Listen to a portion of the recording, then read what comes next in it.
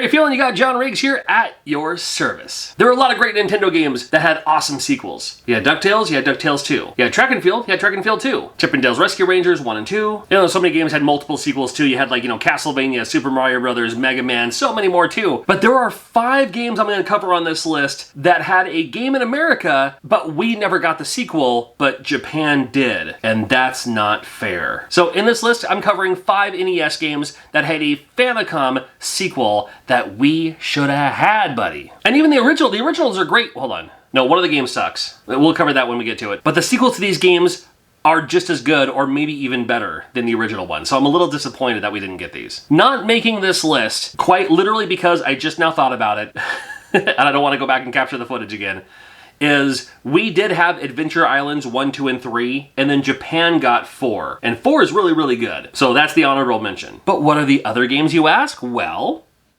we had the very awesome Kid Nikki. This was such a fun arcade game, ported to the NES. The NES port was decent for its time. It was pretty good. It could have been better, I suppose, but it was really good for its time. The arcade version was super cool. You just had this little spiky-haired ninja kid, and then you have your sword twirling, which I thought was super, super cool, because so many games at the time were just jab, or stab, or swipe, or something. And this one, like, you're like twirling the sword around. I thought that was kind of cool.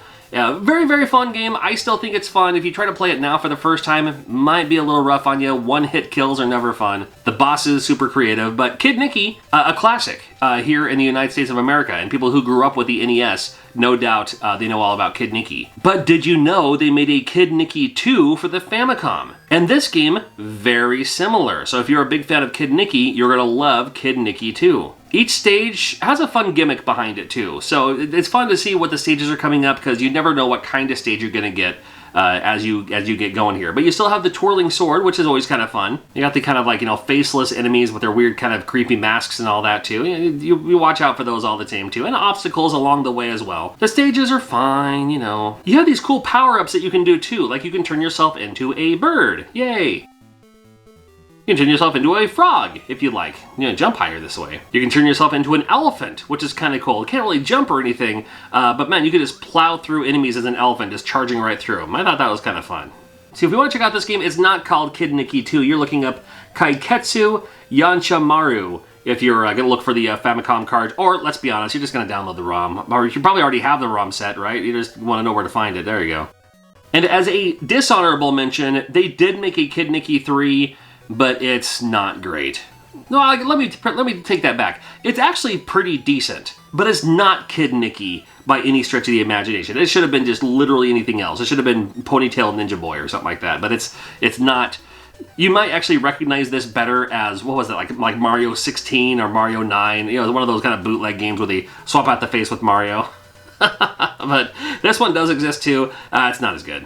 Oh man, who else loved Destiny of an Emperor far more than they should have? Although I'm not the biggest fan of turn-based RPGs, this one was different enough to make me want to keep playing it, and the music was phenomenal too. But just a fun game to travel around, look around, instead of it being a traditional RPG where a lot of, back in these days, your RPGs were like Final Fantasy, like Dragon Warrior, kind of that medieval fantasy era, And this one just took place in kind of ancient China on a real storyline type thing, and you can fill me in on the storyline if you'd like in the comments. I'd appreciate that. But it's cool because when you go around, it's the same as an RPG. You go around, talk to folks. You can actually recruit them in your army, buy stuff, buy weapons, buy items, just like a typical RPG. The fight scenes though were a little different, a little unique, where instead of having hit points, you have soldiers. It's your army. And then you attack which side of the army you want to do, and you just kind of move down the list of like, I want to attack this one, I want to attack that one, I want to attack this one, I want to attack that one, depending on how many people you have, right? How many other,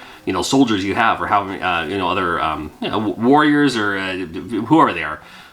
Dudes, I guess. captains of their army here, and you fight them that way. Or my favorite, just do the all out, and you just kind of just bum rushes everyone, and you just kind of chip it away at people until a solid victor anyway. And that's Destiny of an Emperor, and it's a super, super fun game. And we never got the sequel, kind sir. Now, I'm going to tell you up front, the footage I'm showing you is the legit Japanese game. However, there have been translation patches available. So you can play this on a ROM, or you can play this through your, if they have like a Retron 5 that can do the translation patches and all that, you can do that too. So this game is playable in English with that fan translation, but there is a Destiny of an Emperor 2 in the same guild, in the same lines, in the same everything. Of course, it's not called Destiny of an Emperor 2. You gotta look up Tenchi wo Karo 2, which I guess kind of roughly translates to The Devouring of Heaven and Earth. My goodness. I'm okay with it being called Destiny of an Emperor. But if you liked the first one, the second one, man, you're gonna love it too. And again, with a new soundtrack, that classic Capcom soundtrack, man, it's excellent. This one should be familiar to probably literally everyone. This is Kung Fu. It is a black box title. It may have been a launch title for the NES, and it's just a classic. I mean, it came from the arcade as well. You're just going through the floors and kicking and punching with all your might, and you're trying to save the girl, whatever you do. I think it's this game. It's Kung Fu. It's the game where everyone tries to group hug you, and you gotta thwart them away with your kicks to the face with sweet chin music, or punch to the bread basket there, down below there anyway. Classic game, it's Kung Fu, called Spartan X in Japan, and in Japan there is a Spartan X 2. And this one, man, listen, this one, why didn't we get this one? We were actually slated to get this one. I remember seeing this in magazines as Kung Fu 2. Has the cutscenes, has awesome graphics for the time, and it plays the same, really. I mean, never mind what the deal is, it's still kind of the same kind of idea. It's the same kind of game where you're just running through and kicking and punching people, but, with different play levels and different areas and stuff like that. Has bosses and everything. What a fun idea. You actually have a life bar. The other one had a life bar too, I shouldn't say that. We should have got this. There's no reason in the world that we didn't get this, outside of the fact that, we didn't. So, if you're looking for the sequel to Kung Fu, again, in Japan they call it Spartan X. So in Japan, you would find this under Spartan X2. Spartan X2, you'll find your Kung Fu 2. And I don't mean Kung Fu also, I mean this is the sequel to Kung Fu. And it's fun. I love this game. It's odd, because I didn't really care for the other Kung Fu game, but I love this one. So, I don't know. I'm a hypocrite, I guess. If you don't subscribe right now, I'm going to show you gameplay footage of Super Pitfall. Well, if you subscribed, thank you, but I guess not enough people subscribed, because here is Super Pitfall. I know, sorry, that was lame. That was lame. I'm gonna do it anyway, though. So in the United States of America, we got Super Pitfall. This game was one of the biggest disappointments in video game history, because so many of us that grew up with the Atari 2600, or the Intellivision, or anything that had Pitfall, the original Pitfall, this was the game. Pitfall was it. Pitfall was like, it's the best Atari game of all time, right? And then this is the game we get. This is the Super Pitfall. There's nothing super about this, other than that it super sucks, it's super frustrating. That stage is gigantic, so shout out to Super Pitfall for having a gigantic stage. But the enemies are dumb, the jumping mechanic sucks.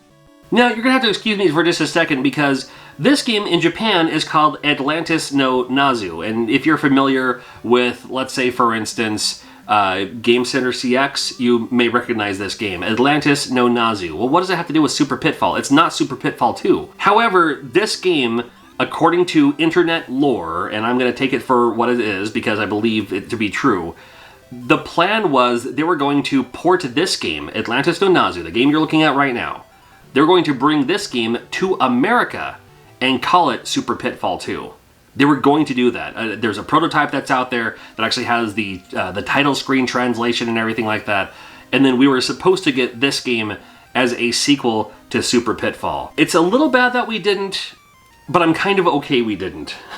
Because I don't think anybody cared for Super Pitfall. I know, I understand that, as I've said before, every game that's ever been released is somebody's favorite game of all time. So somebody out, and I do have a friend, his name's Pete, I'm going to call him out by name, because he unironically likes Super Pitfall, but he also unironically likes Deadly Towers, so take that for what it's worth. And if you know someone named Pete who's like that, that's the guy I'm talking about. Now, Atlantis No Nazi is super frustrating. There's like 100 levels. Sometimes the doors, like if you go through the wrong door, it takes you back several levels and stuff like that. Your weapon is, as you've seen, dumb. It's just like you throw a grenade or throw a bomb and you have to wait for it to explode. I don't think this game would have sold at all. Yeah. So it's for the better it never came out here. However, I have to put it on the list because it was slated to be our Super Pitfall 2, so that's why it makes the list. Now this is an interesting one, and this is one that the more I speak to people, a lot of them don't realize this. Keith Courage in Alpha Zones, this game is for the TurboGrafx 16. Now, this was the pack-in, so if you have a TurboGrafx 16, if you ever had a TurboGrafx 16, no doubt that you've played this before. You've actually seen this game. And it's, you know what? It's an interesting pack-in because it's not based on anything. Keith Courage was never meant to be a mascot character for the TurboGrafx 16. I honestly don't, I mean, and Bonk didn't exist yet. It's curious that this became the pack-in. It could have been anything else, or it could have just not had a pack-in, but whatever. So this is the pack-in we got. This is the game we got. Yeah, I would have purchased it, you know. It's a little side-scrolling. I mean, it's just a little side-scrolling platformer. The first stage goes through, and then the next stage you turn into this giant robot thing, and then you play as this robot, and that's the cool part of the stage. Unfortunately, every level in this game, both when you're playing as the boy stabbing the little balls of dough or whatever, and then when you're doing this part, when you're the robot with the giant sword and your sword gets longer after every stage and everything, which is kind of cool, the level design is pretty generic. It's actually not very creative at all. You just move back and forth, and maybe a little, you know, a little jumping here and there, but not really anything. No exploration or anything. You just keep drugging through. You just keep moving through. It didn't matter. Anyway, this is Keith Courage in Alpha Zone. Decent game. TurboGrafx 16. Very cool. This game, Keith Courage in Alpha Zones in Japan, it's called Mashin Eiden Wataru. Now, it's based on an anime from back in the day. After this game was released for the TurboGrafx 16, there was another game based on the same anime, Mashin Eiden Wataru, that came out for the Famicom. So, yeah, I'm cheating a little bit. But because this game came after Keith Courage in Alpha Zone, and it's based on the same anime and based on the same characters, I'm adding it to the list. This game is wonderful. It doesn't play like the other one, and it plays like a pretty decent RPG. Man alive, I would have loved to have had this in the United States of America. So after a little cutscene here, you find out, you know, they're taken away, nothing you can do about it. Then you, as the lead character, and you're talking to your again, the robot thing. I need to watch this anime, I think. But here's what the robot guy looks like in the Famicom game versus the TurboGrafx 16 game, right? And then it has the RPG element where you're walking around, you can go to towns, you can talk to people, get your items, get your upgrades, do what you gotta do. But the fight scenes, the battle scenes, turn into kind of a side, not really side-scrolling, because it doesn't scroll, it's just a side screen, a side static screen fight scene, where you, as the robot, fight the enemies that are on screen. So it's not like turn-based RPG, but it still has those RPG elements. And what a fun idea this is. I mean, there's a couple of games. This is not the only game that's then the RPG element, but then goes into like a, you know, like a slasher sword fight screen. I mean, you know, like Faria was one that did that kind of, you know, with the overhead view. You can also go back to the Sega Genesis with Sword of Vermilion or something like that too. But this game for the Famicom, man, why didn't we get this in America? This would have been so awesome. You wouldn't have even had to call it Keith Courage in Alpha Zones 2. Would have been okay. I would have been okay with that. However, you could have called it, you know, Super Robot. I don't know. You can come up with your own name. It doesn't really matter. I mean, Mashin Eiden Wataru, I think, translates to something like Spirit Hero Wataru. So you could have just called it Spirit Heroes or something like that and called it good. I would have loved to have seen this. Again, you're seeing this game in Japanese, and if you're wondering, yes, I do believe that there is a translation patch out there. And not a bad idea to get this game translated and patched. And check it out for yourself, especially if you're a fan of, you know, Keith Courage and Alpha Zones. You're like, what, there's a Keith Courage and Alpha Zones for Nintendo? Well, for the Famicom, yeah, sure, why not? And again, with the exception of Adventure Island 4, which we never got 4, we got 1, 2, and 3, but we didn't get 4, I know I'm missing other games. I know that I'm missing other sequels that came out in Japan that we never got in the United States. So please call me out in the comments. I love it when that happens. Always talking about other Nintendo games and very specific topics as well, so make sure you check out some other videos, and make sure you're subscribed, and we'll see you very soon, hopefully at a convention near you. You never know. We'll see you soon. Take care.